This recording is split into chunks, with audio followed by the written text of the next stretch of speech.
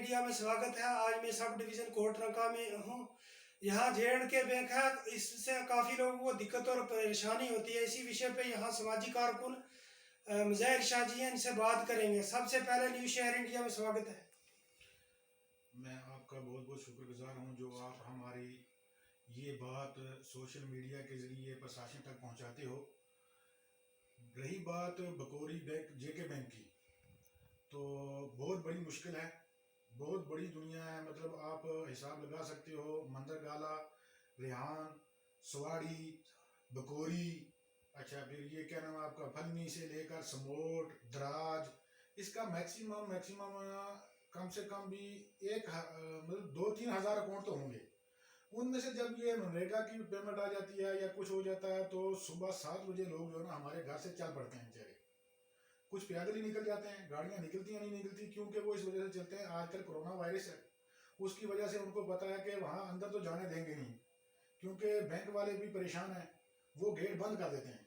आप जाके देख सकते हो, गेट को लॉक कर दिया जाता है और बाहर लाइनों में खड़े रहते हैं। किसी के पास मास्क होता है नहीं होता है क्या होता है, फिर जब वो गेट से अंदर करते हैं फिर उनका टेस्ट होता है। वो तो चलो ठीक है, हम मानते हैं टेस्ट होना चाहिए, वायरस नहीं फैलनी चाहिए, मगर जो दिक्कत है कुछ लड़कियां जिनके मतलब अकाउंट हैं, नरेगा के जॉब कार्ड हैं, जिनकी पेमेंट पड़ती है, बेचारे काम करते हैं, उनके बच्चे घरों में रहते हैं, बच्चे रोते रहते हैं, वहाँ लाइनों में लगी रहती हैं, धक्के लगते हैं, कोई नहीं देखता है। क्या करें, वो बैंक वालों की मजबूरी है।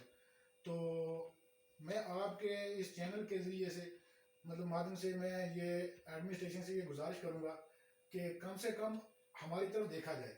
ये कोई आज की बात नहीं है, कम से कम 15 या 20 साल हो गए हैं, बहुत बड़ा रश है। अच्छा मुज़ाहिर शाह जी, एक सवाल रहेगा मेरा। जिन लोगों को आप वोट देते हो और सांसद या विधायक चुनते हो, उन लोगों के आगे आपने ये मुद्दा कभी रखा? बहुत बार रखा है।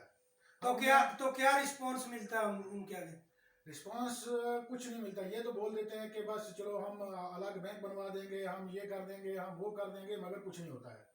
जब से मतलब कम से कम भी 20 साल से तो वोट मैं भी कर रहा हूँ, हम वोट दे रहे हैं, मगर हमें कुछ मतलब ये है कि फ़ायदा नहीं हुआ है। तो मैं मतलब एडमिनिस्ट्रेशन से गुजारिश करूँगा कि कम से कम एक बैंक समोट में या दराज में, यहाँ पे बहुत बड़ी पब्लिक है, आप देख सकते हैं आके, मतलब एडमिनिस्ट्रेशन से मैं गुजारिश करूँगा कि वो आके चेक करें।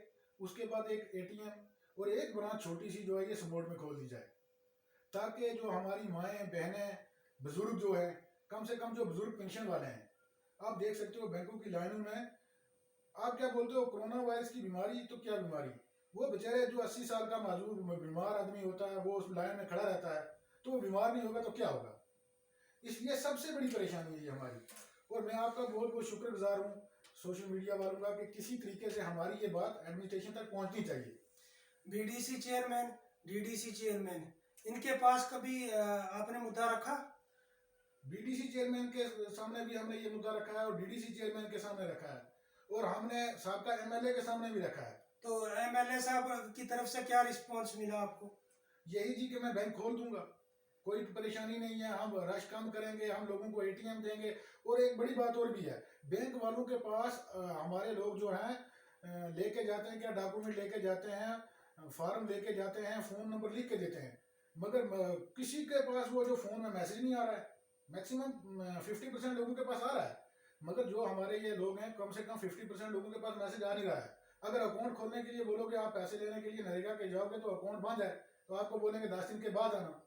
एक तो बेचारा वो 100 रुपये दिहाड़ी काम करेगा, फिर वो 10 दिन के बाद एक दिन लाइन में लगेगा, फिर जाएगा, दूसरे दिन लाइन में लगेगा, फिर जाएगा, फिर 10 दिन के बाद अकाउंट खुलेगा, तो वो क्या करेगा।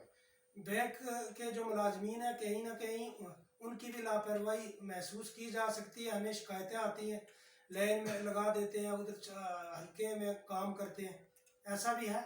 बैंक के मुलाजमीन तक जहाँ तक बैंक के मुलाजमीनों का जहाँ तक सवाल है, उनका ये है कि वो करते हैं, मगर क्या करें, राशि बहुत है, वो क्या कर सकते हैं, वो क्या करेंगे।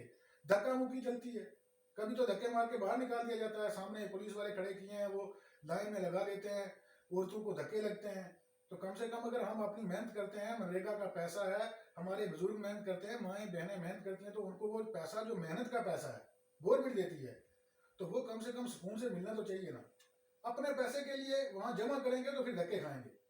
ये बात है। इसलिए मैं एडमिनिस्ट्रेशन से गुजारिश करूंगा कि कम से कम प्लीज़ मेरी आवाज़ को, या बाकी काफ़ी लोगों की आवाज़, आप बैंक के पास चले जाओ, इससे पहले भी सोशल मीडिया वालों के पास ये मतलब मुद्दा पहुंचा है, तो गुजारिश करूंगा कि कम से कम समोट में या दराज में एक बैंक की शाख दी जाए, तो ताकि हम लोग जो है ये अपने मतलब टाइम से जाकर, जो यहाँ से बकोरी जाएगा, आपको पता है यहाँ से 8 या 9 किलोमीटर बकोरी है, तो वो कम से कम 1 किलोमीटर जल्दी पहुँचेगा। वो बच्चों को घर छोड़ के औरतें जो 7 किलोमीटर या 8 किलोमीटर पहुँचेंगी, तो फिर वहाँ जाकर लाइन में लगेगी, शाम हो जाएगी, तो उससे तो बच सकते हैं ना। देखा जाए अगर तो रजौरी के अंदर देखा जाए तो तकरीबन 1 किलोमीटर प्रगति पे एटीएम मिलेगा आपको। जम्मू में देखा जाए तो 100 के हिसाब से एटीएम लगे हुए हैं। लेकिन ये पीर पंजाल जो खिता है, यहाँ जो लीडर लोग हैं वो तो आवाज़ उठा नहीं पाते। तो यहाँ अगर देखा जाए अगर तो इस एरिए में जैसे इन्होंने मज़ाहिर शाह जी ने बोला, अगर समोट दराज में अगर कोई एटीएम या कोई ब्रांच खोली जाए अगर, तो एडमिनिस्ट्रेशन से मेरी ये गुजारिश है कि आया यहाँ जो गरीब लोग हैं 4-4 दिन 5-5 दिन पेमेंट के लिए वहाँ दर बदर करते हैं, अगर इस मुसीबतों से सामना करते हैं, तो एडमिनिस्ट्रेशन से मेरी ये गुहार है कि इसको हल किया जाए।